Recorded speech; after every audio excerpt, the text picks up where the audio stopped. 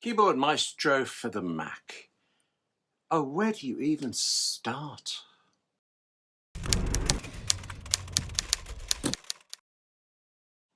Hello, I'm William Gallagher. This is 58 Keys, and to the end of time, you and I will be talking about how, as writers, you and I can get more out of our Macs, our iPhones, and our iPads. You're a writer. You use Apple Gear. Do subscribe to 58 Keys because we have oodles to talk about. This time, partly by popular request, partly because of how it's been building up for 40 editions of 58 Keys, we're finally going to deal with Keyboard Maestro for the Mac. Yeah, kind of. Short version. Keyboard Maestro lets you automate things on your Mac, but it lets you control so many things, do so many things, change so many things. It does so very much that for months now, it keeps coming up as something I use in 58 Keys, but I've been too daunted to even describe it to you. And I'm not over that. But I love this software, and it is riddled through everything I do on my Mac. So I want to try this. Here's the plan. I would like to show you 5 examples of what Keyboard Maestro can do. Then I'll quite quickly take you through how you make it do these things. And I mean pretty quickly, actually, because the detail, that's going to absorb you for hours, months. But the idea, you'll get that right away. One thing first, though. Keyboard Maestro can do so many things, and I'm a little embarrassed at how little I use it. I mean, I use it a huge amount. You may well use it vastly more than I do, but what I guarantee is that you will use it in different ways, wildly different ways. It's so capable, it's so broad. So I would like you to please see these examples as just examples. When you see the kinds of things Keyboard Maestro can do, that's when you'll see what it can really do for you, okay? So, 5 examples, go. First example then, okay, just moving windows around. I have a nice wide monitor. If you don't have a wide one, you've probably got a taller one than I have, and this is useful regardless of the size of monitors. Here's the thing I've been writing. But as it happens, when I'm writing something, I would rather it be kind of in the center of the screen. I'm concentrating on it. So there, I could drag it. It's not exactly arduous to do. Or I could do this, move it straight to the center. And equally, I'm done with that. Let's just get it out of the way. It's over here, and there. Maybe put it over here, pop it back to the center. Moving windows around at the touch of a button in Keyboard Maestro.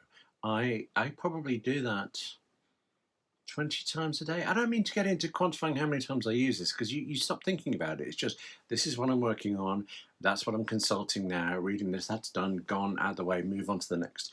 I have had Keyboard Maestro before open up multiple applications, multiple windows, and arrange them in a particular view that suited whatever job I was doing right then, and I've still got that, but it's broadly the same thing. It's where you want something to be, and rather than click, drag, think, it's done, and you're into the next thing.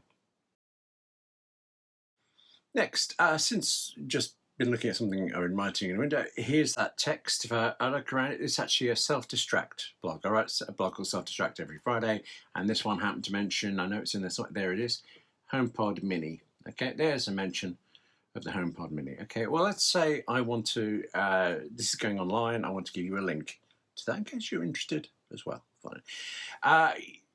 Different systems, different things, but this is the way I do it with this. In fact, let me first bring up where I want to go. There you go, the HomePod Mini page. Select the URL, and I've copied that. Now let's just get rid of this. Now we're back. Here's my text. I want to highlight those words, okay? And now having done that, Apple X to cut it, and then I type a Keyboard Maestro trigger. Just any collection of letters that I have chosen, something I know I remember. And in this case, because it's a HTML link I want called a href, I type X, HRE, and watch this please, F. See when that's done? It has taken the URL that I've copied, it has wrapped it around the text I've just selected and cut. So just think of, actually, just break that down a little bit. Yes, I went to the website and I grabbed the URL, copied it, fine. It's in the clipboard, I can paste it anywhere. But then I went into my text, I selected the text I want, and I cut that, I copied it out. So now what's in the clipboard is that text HomePod Mini. Keyboard Maestro took what was in the clipboard, HomePod Mini, and what I copied before it, and then compiled it into this link that works when you go on a website. I think if it's called wrapping a URL around it. That sounds like an elaborate term. URL web address sounds like a song as well. Wrapping URL in Keyboard Maestro. Dozens of times a day. I have different variations to do different things where actually I don't even have to go look up the web address myself. It figures it out. But this is the one I use for most things in most projects. I can't remember the last time I had to write out brackets A, H, just. Next one. Love this one because it's about invoicing. I'm a freelance writer, so obviously I invoice clients as I finish work, and this is kind of what I do. This is a dummy example of an invoice, obviously, but I want you to notice two particular things about it, and it's very much what I would send out all of the time. Here's the first one. It's in the name here. Here's the first one, DRV, and then 99.99. My company's called Dark Ride, so DRV is a Dark Ride invoice. How I remember it. And then obviously it's a serial number. I just, what was the last one? Add a new number to it. Then here, I write quite a full description of which client it's for and roughly what it's about. That's because I need to be able to see that sometimes. Flicking through the folder, I need to know without opening, without remembering what it is. But the client doesn't need to know that. They don't need it in the name. All they need is the invoice, the detail in here, what the invoice number is, and of course all the nice lovely dollar and pound amounts, whatever it is. So my job, having written the invoice, is to save a copy of it, but then create a PDF and send that PDF without all that extra wordage in the title, send that directly to the client. And the way you would do that normally here in Pages or in Word, anything is first you export to PDF, or you might choose File, Print, and within the print dialog box, print to PDF. I love that Macs include so much PDF, so it's brilliant that it's just part of the operating system. But every time you go to do it, it will say to you, so do you want a good quality one or a better? Just why would I want to send a client a rubbish quality PDF? I'm always going to send the same quality. So can we just skip that, please? Apparently not. You save it as a PDF, somewhere you'll find it, your desktop, your finances folder, something like that, and then you write an email to the client and you forget to attach all of that stuff. That is not what I do now. This is what I do. Here's the document in Pages. Notice this invoice number. I'm just going to make a copy of that. So I've copied that now. That's in the clipboard. And I'm, instead of Command P and all this, I'm going to do Command Shift P. Now, let's just pause for a second. It did go through that good, better, besting, but it just did it without waiting for me because Keyboard Maestro told it to. Now, here we are on the Save As thing. Notice the name? It's got rid of all the other nonsense. It's just changed it to the title name and a prefix of WG, my initials. Well, I've just got in the habit of using that. It's also moved it to the desktop. Wherever my last Pages document was, it's not going to go there. It is going to go to the desktop, and all I have to do is hit export. And now if we look at the desktop, there it is. So that saved a few steps already, but we're not quite done. Let me just get rid of Pages here and open up some folders and stuff. I have an Invoices folder.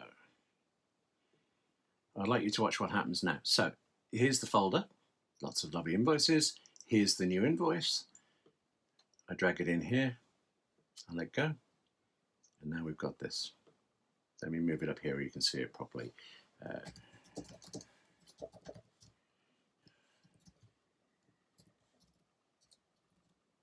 Or whatever the amount really was. Now hit OK. That just opened mail, wrote an email inserting all the details of the amount, the invoice name, the client, and it sent the email to the client. Now, actually, that's an example I mocked up for you. In the real one, the full one, because I have many clients, it actually stops and gives you a drop-down list of most of them, or it gives you the option to add another one. With some of them, if it's always to the same accounts department and the same email address, well, then it will do what you just saw, just send it. If it's anything else, it might give me a choice of editors. It might just leave it blank and let me. It might just create the email and do everything but send it until I've read it and approved it, added another message, changed who it's going to, CC'd somebody like that. But really, in theory, there I am in Pages, wrote an invoice, hit Command P, bam, it was sent to the client. All because of Keyboard Maestro. Okay, now we're writers, so you can see the benefit of this, but I imagine this is the same with you, at least sometimes. I have to do a lot of image work as well that goes along with many things I write, particularly articles and things. Keyboard Maestro is not just for text, not just for writing. If I bring up this is Pixelmator Pro. It's the image editor that I use. Oh, if I actually just bring it to the center of the screen so we can see it properly. Here is an image I might have been editing. I write for appleinsider.com a lot. That's an image of an iPhone. Maybe I'm doing an article for Apple Insider. With Apple Insider or anywhere, there are, of course, certain preferred image sizes. The headline image will be a certain size, and in fact, it's that size. That's a template size I've been given, and I create the image that goes into that size. Fine. I then have to save it, obviously. And I also need to create a smaller version, a thing called a thumbnail version. So what you do is you create the image, you save it as a PNG file as it happens, and then I crop it, I resize it, I save a new one in it. I name the files so that I can then, so as well as these, there might be 3, 4, 10 other images in the article. I create them all and I number them so they're in the right sequence when I'm going to put them into the article. Fine. Doing all of that, I mean, it's not exactly arduous, but it's very repetitive, and this can speed it up. Here is, let's call this the headline image, for something the lead image. Because I've set this, if I choose Control and the number 3, we get this. What's this to be called? Gold iPhone. Say, hit return. And now look what it's done. It's taken what I text over there. It's said this is the lead image, and because it's before the first one, it's the very start of the article, it's image number 000, and I can just save this somewhere. So let's pop it on the desktop. Okay, now if I do the cropping, well, this is a Pixelmator Pro thing. I am cropping it to a square. Let's say that's right. Actually, I need to make it 400 pixels. Right, okay, so now we have a new thing. If I now do Control 4, it's changed lead to thumb, it's kept that number, it's saving it in the same place. Export. So that's actually I think quite a similar use of Keyboard Maestro to the invoices one. It saved me certain buttons, it saved me certain typing, it's remembered one thing I've typed and it's reused it. But even though it's the same in an image editor as when you're in Pages, there are things Keyboard Maestro does that are not to do with text or types you've remembered, that are much more graphical things. And I want to show you an example here. This is, again, it's Pixelmator Pro. With these articles and things, you know, I create them, whatever, then I export them. I do all that thing of the numbering, the file format, the file name, and I end up with a nice list of them. But I've still got all the makings of it really in Pixelmator. So by the end of the day, I could have 20 documents that I actually no longer need in Pixelmator Pro.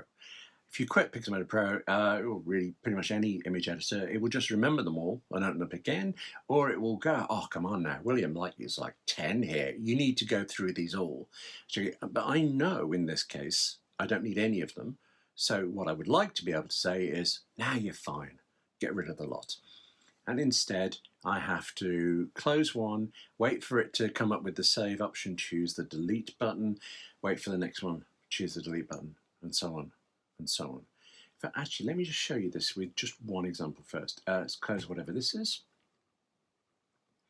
Okay, now I could be wrong, and if I'm wrong, please tell me in the comments, but I don't know a keyboard shortcut to hit that delete button. I can't find it in Pixelmator Pro. I can't add it in Mac OS. I have to press that button myself. Or do I? Oh, you know the answer is no. Watch what happens. If I hold down the control key and I choose delete, D, if I choose D for delete, again, my choice, that's gone. Now what's really happened, I love this. That Control D, it's not a Pixelmator thing, it's not a Mac thing, it's a Keyboard Maestro thing. Control D was a trigger. Keyboard Maestro kind of went, oh yeah, right, what am I doing? Yes, you want me to do this? It looked for that delete button, and I mean it looked. I gave it a little screenshot last year, year before, whenever it was, of that delete button, and it tries to match that image to whatever's on the screen, a delete button anywhere on the screen for it. Finds it, clicks the button that's underneath it. And I use that in Pages, I use that in Pixelmator. Whenever I just want to get rid of it, Control D, it's gone. And that alone saves me fiddling around looking for the mouse. But then specifically in Pixelmator, with this example of all the different ones, there's also this. If I do Option, Command, W, please watch this carefully.